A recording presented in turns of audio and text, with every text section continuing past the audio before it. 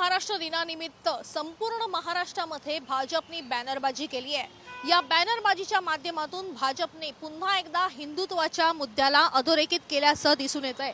आपण बघतोय की दादर येथील शिवाजी पार्क परिसरामध्ये अगदी शिवसेना भवनच्या थेट समोर हा बॅनर लावण्यात आलेला आहे।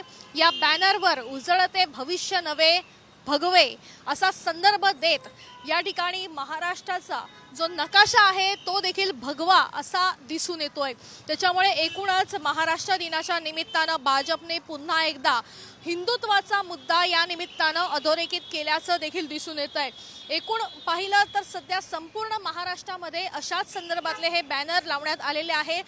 मुंबई अध्यक्ष आशिष शेलार यांनी या संदर्भातले हे बॅनर लावलेले बघायला मिळाले। आपण बघतोय की पालकमंत्री देखील आशिष शेलार आहेत आणि त्यांनी संपूर्ण मुंबईमध्ये अशा संदर्भातले हे बॅनर लावलेले पाहायला मिळत आहेत। या बॅनरच्या माध्यमातून एकीकडे 1 मे महाराष्ट्र दिन आणि कामगार दिनाच्या शुभेच्छा देखील देण्यात आलेल्या आहे, पण सोबतच या ठिकाणी भगवे असा उल्लेख करत हिंदुत्वाचा मुद्दा जो आहे तो देखील अधोरेखित करण्याचा प्रयत्न केलाय। आणि या बॅनरच्या निमित्तानं समोरच असलेल्या ठाकरे गटाच्या शिवसेना भवनला देखील डिवचण्याचा प्रयत्न करण्यात आलाय। कॅमेरापर्सन रोहित वैदेही काणेकर, साम टीव्ही न्यूज, मुंबई।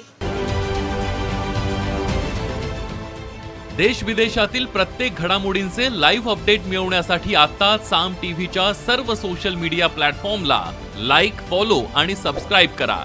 तसंच सर्व नोटिफिकेशनसाठी बेल आयकॉन प्रेस करायला विसरू नका।